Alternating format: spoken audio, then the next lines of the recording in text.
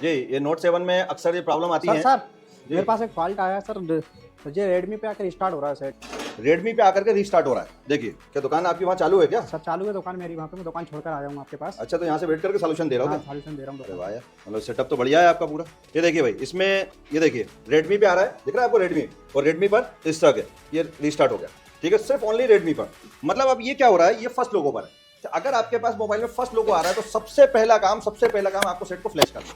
Power IC, CPU, ये RAM ROM, और ये BQIC आपकी चार्जिंग आईसी। ये क्या है? चार्जिंग, ये PM, CPU, eMMC। क्या करना है? सबसे पहली चीज के फर्स्ट लोगो आता क्यों है? चार्जिंग से कहाँ जा रही है आपकी?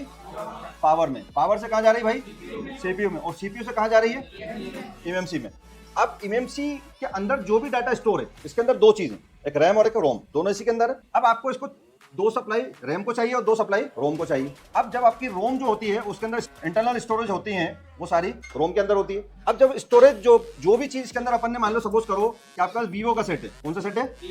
अब इसने वीवो कहा कि साहब आप दिखाइए जो उसके अंदर सॉफ्टवेयर का डाटा है, क्या लिखा कि साहब वीवो के बारे में बताइए कि साहब हाँ मेरी कंपनी वीवो है, इसने बताया। इसके बाद ये जो अपने पास डिस्प्ले यहां से अपन ने किया, इसने ग्राफिक्स बनाया। कौन सा वाला भाई? वीवो का ग्राफिक्स बनाया। पावर ने सप्लाई दिया 1.8। ग्राफिक्स के लिए कहां से जा रहा है साहब? सारा का सारा सीपीयू से आ रहा है। अब इसने दोबारा पूछा कि हाँ साहब ठीक है आगे बताइए क्या करना है, तो अभी आ जाएगा सेकंड लोगो पर। अभी ये काय पर है? वीवो अगर लिखा हुआ खाली तो क्या लिखा हुआ है? फर्स्ट लोगो पर। जब सेकंड लोगो पर जाएगा तो ये पॉइंट चलते हैं, देखा आपने? तो ये जब पॉइंट चलते हैं तो तब उतने टाइम पे सीपीयू बताता है यस कि आपको अगला काम क्या करना है, ये बताइए। तो रोम इसको अगला काम बताता है। तो जब दूसरा काम बताएगा तो ये सेकंड स्टेज पर पहुंच जाएगा। जब ये सेकंड स्टेज पर पहुंचेगा तो आपका कौन सा लोगो आएगा भाई? सेकंड लोगो। तो अगर सेकंड लोगो पर स्टक हो रहा है तो इसका मतलब ये हो रहा है कि कहीं ना कहीं हार्डवेयर लेवल पे काम रुका हुआ है।